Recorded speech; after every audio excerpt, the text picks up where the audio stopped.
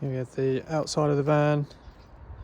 There's no scrapes or dents all the way around. I'll show you all the way around first.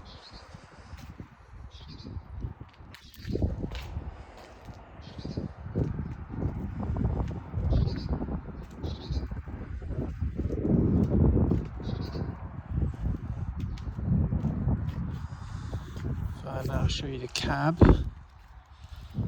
It's really quite spacious in here.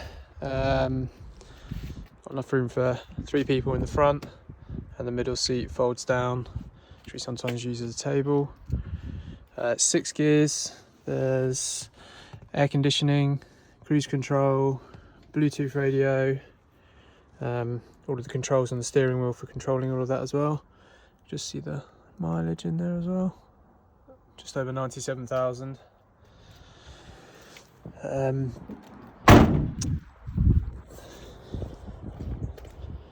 So in the outside as well, what we have, this rail up here goes all the way along, and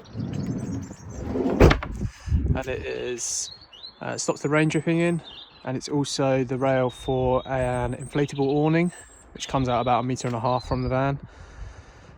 We have also on the outside your 240 volt hookup point, so when you're at a campsite or at home you can hook up. In the back here we have the garage, which, as you can see, space up here for hanging clothes. These boxes are what we use for storing our clothes, so if we're not storing them up in the cupboards up there, we store them down here, so either winter or summer clothes. We have this tray which comes out. It's a 1.2 meter tray, so it can hold 2 bikes very easily, or can hold up to about 70 kilos if you want to use it for something else. In this bag is the inflatable awning, which goes on the side of the van. It's very easy to set up. It's great use in the summer. The water tank here, which is 105 litres, so that will last us, with a couple of showers, probably about 5 or 6 days. We've always managed to fill it up in the UK really easily with just at petrol stations, or from a garden hose. You've got your pump and accumulator here, so it helps the water flow, makes it less pulsy, so it won't go on and off all the time. And then over back here in the corner, tucked away nice and neatly, is all of the electrics. So Victron Multiplus, which is the inverter, 500 watts, and also the charger. So when you plug in on the plug I showed you outside, it will charge the 2 big batteries which are tucked down there. And we have the Victron MPPT, which is the solar charge controller. The smaller one in the background there is the 12 volt fuse board, so that runs all of your lights, pump, USB sockets, the heater, etc., the fridge, and then the big white boxes for the 230 volt sockets, so like the normal sockets you would get in your house. Also at the back here we have the water heater, which is a 6 litre instant hot water, which runs off the gas, which is on an underslung gas tank. That underslung gas tank comes up here, comes into this manifold, and you can control it from here. Either turn all of them on individually or have them all on or off as you want. So this is the heater, which just runs back here. This one is the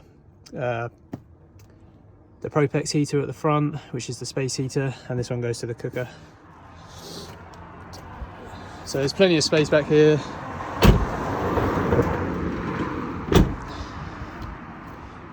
And we've got 2 180 amp hour batteries, and the gas tank, I'll just show you, just under here. So it's a 25 litre gas tank, and the on-off nozzle is just there at the front. It's a 25 litre gas tank, which costs about £12 to fill up and will last us probably between 2 and 3 weeks, depending on how much you use the heater really. So we have obviously the internal of the van. It's quite nice and spacious. So I just start at the front of the kitchen area. So here you've got a 2 hobs, grill in here, and then a full oven. This oven's big enough to easily cook a decent sized chicken, just for reference. And then down here, got push to open drawers, which slide all the way out, which is where we used to store all our frying pans and pots and pans, etc. In here we got our cutlery drawer. It's latched. Again, just enough room for cutlery. And the copper taps.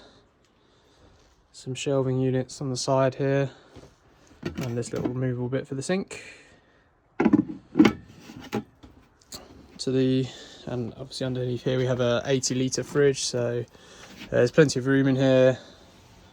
You've got a freezer drawer, a salad drawer at the bottom, a couple of shelves, and then this is just a little freezer compartment at the top, and that just locks into place.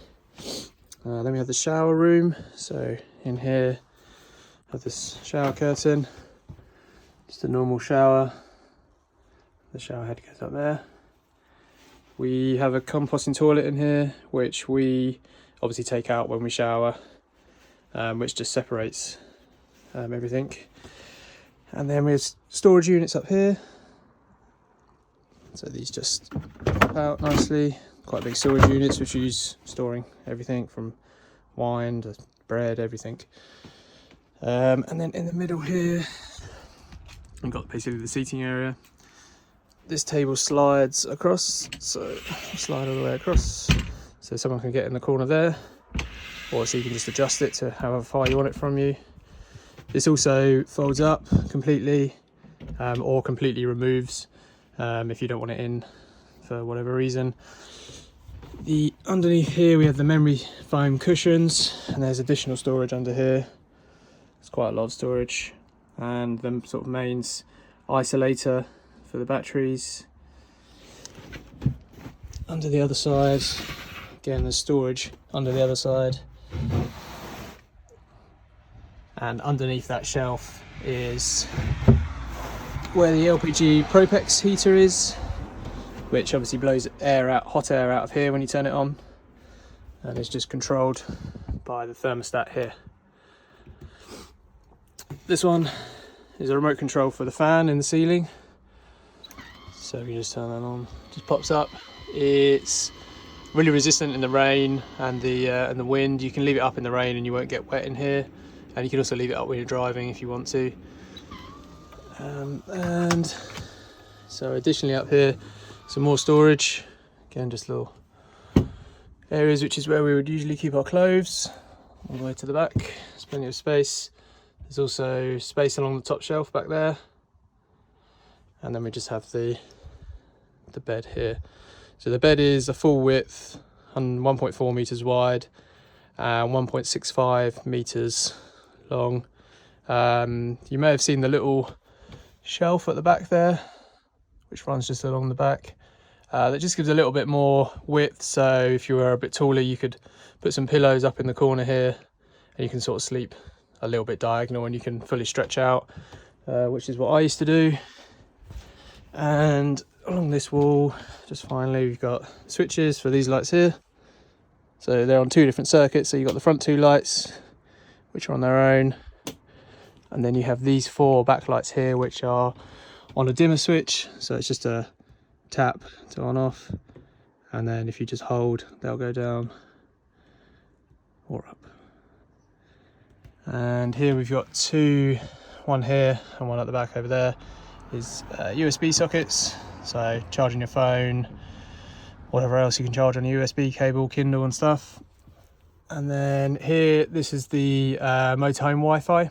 So these bits connect to an antenna on the roof, and it just takes a SIM card, and it will just use 4G to basically create a Wi-Fi signal within the within the van, and you can adjust this comes off as well.